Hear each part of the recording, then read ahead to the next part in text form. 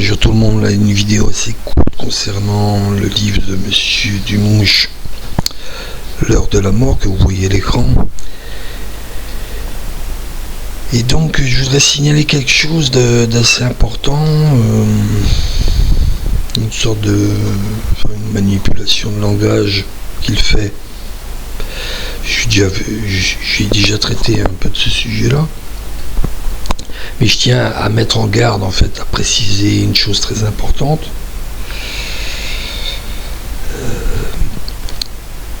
Donc je vais vous montrer ça à l'écran. Bonjour, je voudrais dans cette petite vidéo vous présenter un livre qui a été édité il y a presque 10 ans, qui s'appelle L'heure de la mort et qui, je crois, est très important. Je vais d'abord vous raconter l'histoire de ce livre. Une vidéo qui date de Elle est quelques assez années. agitée. Je préparais une thèse en théologie catholique à Toulouse concernant cette question-là. Que se passe-t-il à l'heure de la mort? Est-ce que le retour du Christ dans sa gloire se passe à l'heure de la mort comme à la fin du monde? Alors que la thèse était écrite en se servant énormément du magistère, voilà que mon directeur de thèse me demande de tout réécrire en me servant principalement de l'écriture. Un conflit intellectuel s'installe et finalement, eh bien, sur les conseils du cardinal Ratzinger, qui était au courant de cette affaire. Donc ça, il se flatte un peu, hein, puisque c'est pas les conseils du cardinal Ratzinger, c'est plus compliqué que ça. Il n'a même pas été au courant apparemment. Et il me semble que c'est un adjoint ou quelqu'un qui s'est occupé de l'affaire, puis lui, vous voyez, il fait un raccourci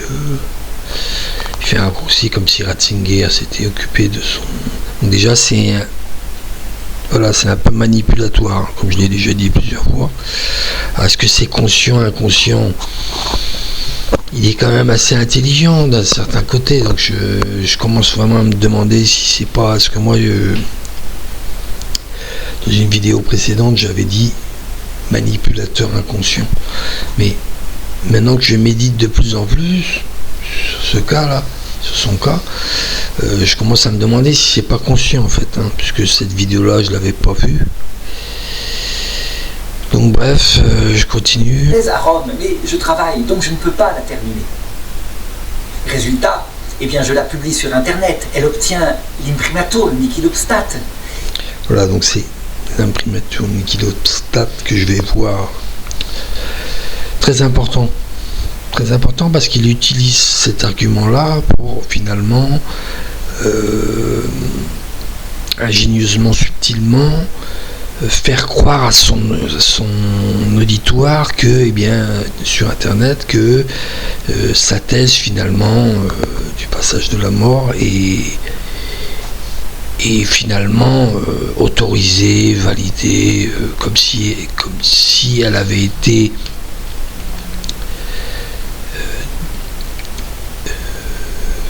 décrétée par le pape, quoi, comme si il avait eu l'accord du pape, chose qui n'est pas. Donc c'est très important à souligner. Donc ici, je vais vous faire bien comprendre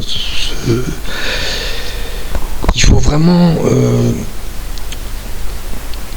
étudier avec précision les définitions pour pouvoir bien ne pas faire d'erreur.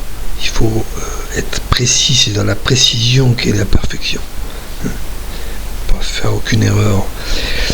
Et ce que je vais vous montrer là, c'est que lui, c'est encore un aspect manipulatoire, c'est-à-dire que c'est qu'il ne précise pas certaines choses avec détail, et donc évidemment qu'un public non averti, amateur, même si on est croyant, pratiquant, on n'a pas non plus le bagage qu'ont les théologiens, les prêtres, etc. Vous comprenez ce que je veux dire? Donc il va surfer sur cette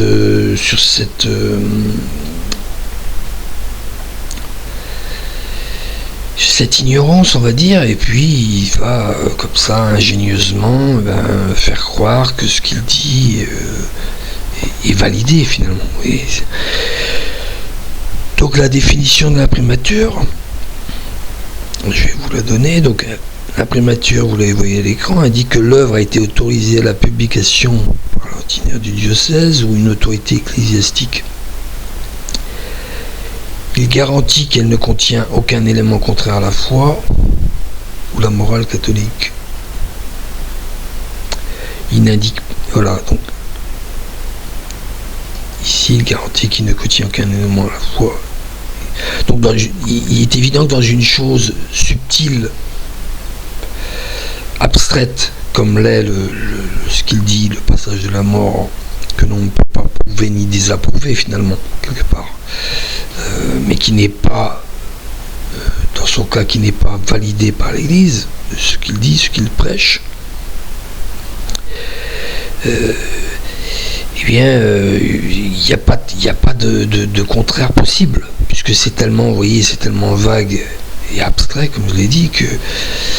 Et pourquoi l'Église catholique ne censure pas ces choses-là? C'est pour faire avancer, c'est vrai, le débat théologique entre les dialogues de différentes parties, pour essayer d'avancer. C'est pour ça que l'Église ne censure pas complètement des choses douteuses, comme la sienne évidemment, mais que l'Église donne tout de même son aval à la discussion, au dialogue. Sachant qu'évidemment, seul le pape, à la toute fin, peut décider. Vous voyez. Donc c'est bien le magistère qu'il faut écouter, et pas des théologiens qui avancent des thèses, des idées qui ne sont pas prouvées et qui ne peuvent pas être prouvées dans son cas, puisque pour valider son idée, il faudrait être mort et être venu. Vous comprenez? Donc évidemment que là, dans ce cas précis, là, du livre de Monsieur Dumouche, eh bien, c'est hyper complexe quelque part. C'est subtil et c'est improuvable. Comme je le disais tout à l'heure, donc il va jouer sur cela. Mais le point important que je vous donne, c'est celui-ci. Regardez la suite. Il n'indique pas que l'évêque est en accord avec son contenu, ni que celui-ci est exact ou même impartial. Vous voyez? Donc, ce que je veux souligner, c'est que c'est pas parce qu'il y a une œuvre qu'a le nihilobstate ou l'imprimature que ce qu'il y a dedans est validé par l'Église, est autorisé comme une vérité, que l'évêque a approuvé ce qu'il y a dedans, pas du tout. Vous voyez bien à l'écran là. Donc il y a cette subtilité là très importante qu'il faut que l'auditoire de Monsieur Dumouche ait connaissance. Parce que lui, il surfe sur cette ignorance, comme je le disais tout à l'heure, pour faire croire à des choses. Et comme vous allez le voir en fin de vidéo, il va passer, tout au long de la vidéo, on va voir, il va passer donc là, il s'est déjà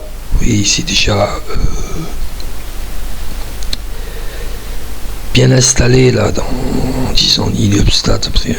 Nihilobstate, c'est pareil, rien ne s'y oppose, mais ça ne veut pas dire que ce qui est mis dedans est vrai, pas du tout. Et donc ça rejoint Madame, comment qu'elle s'appelle Guerrero. Ça rejoint, pareil, elle surfe sur ça. Elle est toujours avec son nihilobstate, l'imprimature. Elle parle de voyants américains, théologiens américains. Qui a reçu également l'imprimature, vous voyez, mais ça veut strictement rien dire. Ça veut strictement rien dire tout ça. Il n'y a pas de... L'évêque n'a pas validé le contenu, n'a pas mis son accord avec ce qu'il y a dedans. Il a juste accordé le droit d'imprimer aux fidèles.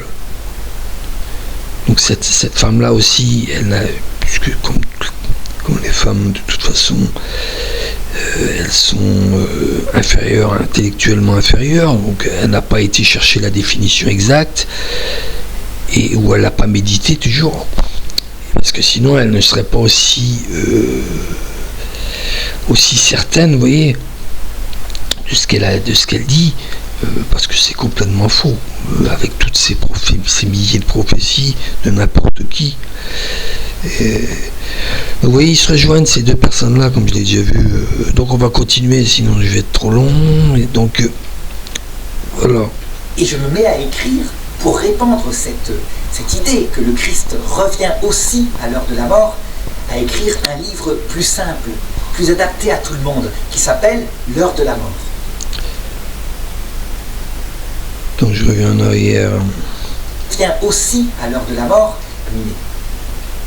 Résultat, eh bien je la publie sur internet, elle obtient l'imprimatur, le nihil obstat, et je me mets à écrire pour répandre cette idée que le Christ... Pour répandre cette idée, donc déjà, pour répandre cette idée, il répand une idée qui n'est pas validée par l'Église, le magistère. Il devrait dire, pour répandre cette hypothèse, pour répandre cette proposition, mais il va dire cette idée, pour répandre cette idée. Mais là encore, c'est déjà douteux, mais c'est pas clairement affiché. Mais vous allez voir que de cette idée dont il parle, on va voir à la fin de la vidéo ce qu'il va dire et faire en toute fin de vidéo, vous allez voir. Revient aussi à l'heure de la mort à écrire un livre plus simple, plus adapté à tout le monde, qui s'appelle L'heure de la mort.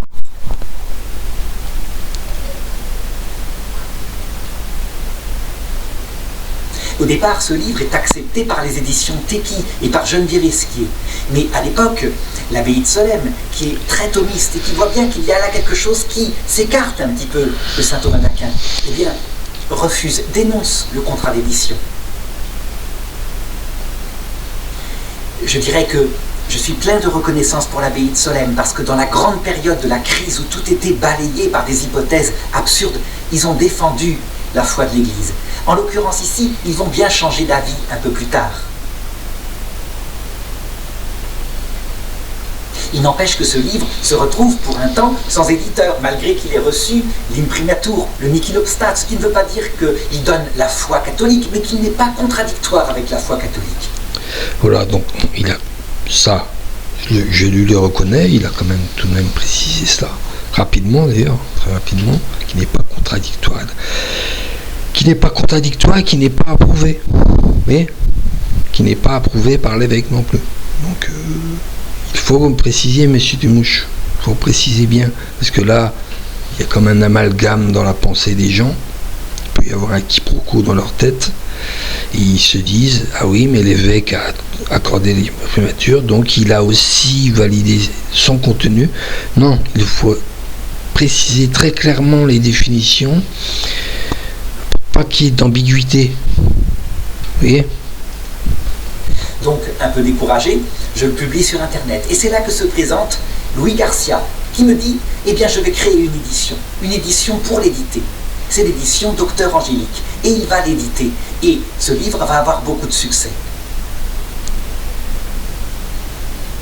Il faut dire qu'il est très important, parce que avec cette clé, le fait qu'à l'heure de la mort, je dis bien, pas après la mort, mais à l'heure de la mort, le Christ apparaît dans sa gloire, accompagné des saints et des anges, et que l'évangile est prêché à tout homme, eh bien, je dirais que cette clé théologique, cette clé de voûte, permet de comprendre simplement toute la dogmatique catholique. Tout d'un coup, tout devient clair. Donc, je le propose, et n'hésitez pas à aller le lire et le commander auprès des éditions Docteur Angélique, dont je vous mets l'adresse un petit peu après. Donc voilà, je m'arrête, je reviens en arrière, donc je vous ai laissé écouter volontairement. À l'heure de la mort, le Christ apparaît dans sa dignité, et ce livre va avoir beaucoup de succès. Contradictoire avec la foi catholique. Donc, un peu découragé, je le publie sur Internet. Et c'est là que se présente Louis Garcia, qui qui me dit, eh bien je vais créer une édition pour l'éditer. C'est l'édition Docteur Angélique, et il va l'éditer, et ce livre va avoir beaucoup de succès. Beaucoup de succès ne veut pas dire que son contenu est vrai. Si des ignorants l'achètent, prennent pour argent comptant ce qu'il y a dedans, vous savez, c'est toujours le principe d'une foule et d'une personne qui est contre cette foule et pourtant cette unique personne est la seule qui a raison. Ça, c'est possible, mais bon, là parce que des gens qui sont attirés par le contenu, un contenu qui flatte plutôt qu'un contenu qui est exigeant, mortifère, comme l'a été 18-19 siècles de vie religieuse, d'enseignement par tout le clergé. C'est sûr que dans notre temps d'obscurcissement, c'est sûr qu'il y en a beaucoup qui vont aimer ce livre, et ça n'est pas un gage de garantie qu'il ait un succès, ce livre. Mais vous voyez, manipulatoirement, il va encore surfer sur cette donnée-là qui ne prouve absolument rien.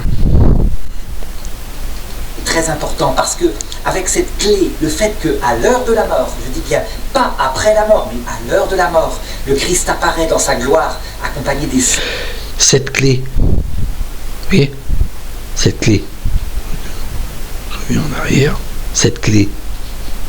Parce que avec cette clé, cette clé, c'est plus une proposition, c'est une solution. Une clé, c'est, vous voyez, une clé, ça ouvre la porte, c'est le sésame, quoi, la clé. C'est le remède, la solution, la conclusion. Oui, cette clé. Fait qu'à l'heure de la mort, je dis bien pas après la mort, mais à l'heure de la mort, le Christ apparaît dans sa gloire, accompagné des saints et des anges, et que l'évangile est prêché à tout homme, eh bien, je dirais que cette clé théologique, cette clé de voûte, permet de comprendre simplement toute la dogmatique catholique. Tout d'un coup, tout devient clair. Voilà, tout devient clair. Comprendre toute la théologie catholique, toute la dogmatique catholique, et tout d'un coup, tout devient clair. Donc là, c'est une affirmation. Tout devient clair, ça veut dire que ce que j'ai dit est vrai. Ma proposition est... J'affirme que ma proposition est vraie, donc ça n'est plus une proposition, comme je l'ai déjà dit dans une vidéo, c'est une affirmation. Donc c'est un manipulateur, voilà, comme je l'ai déjà dit, il manipule les gens avec son bagou, et comme je l'ai dit, est-ce que c'est conscient ou inconscient? De plus en plus, je pense que c'est conscient maintenant, alors que, vous voyez, parce que moi j'ai un cœur assez, comment dire, je suis porté à faire confiance tout de même dans les personnes, et je suis pas forcément de nature méfiante, donc je crois sincèrement souvent les gens, de prime abord toujours, mais plus j'ai étudié cette personne-là, analysé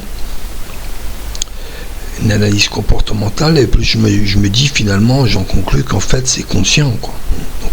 Donc malheureusement, mon avis sur lui, ça devient de... Sur ce point-là, toujours ce livre-là, alors est-ce qu'il y a un appât de gain aussi qui fait que il défend absolument mais qu'il fasse très attention, parce que là c'est le salut des âmes, hein, c'est très grave. Donc si pour un vil appât de gain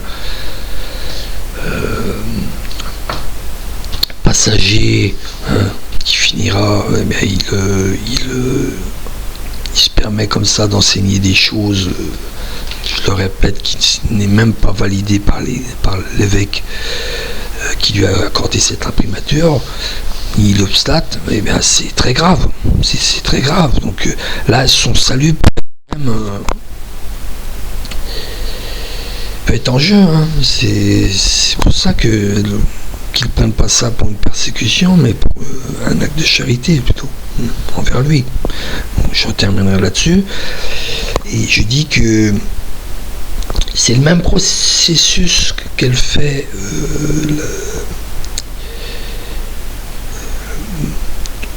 Madame Guerrero, là. C'est le même processus. C'est toujours iliopstate, imprimature, et il trompe les gens comme ça. Non, précisez bien les choses afin que votre public il soit informé, averti, et n'usez pas de leur ignorance pour les tromper, quoi. Voilà. Donc je termine. Donc je le propose, et n'hésitez pas à aller le lire et le commander auprès des éditions Docteur Angélique, dont je vous mets l'adresse un petit peu après. Merci à Louis Garcia aussi pour son travail courageux d'édition.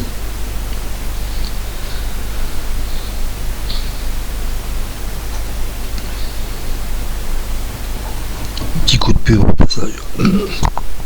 Voilà, j'en termine là.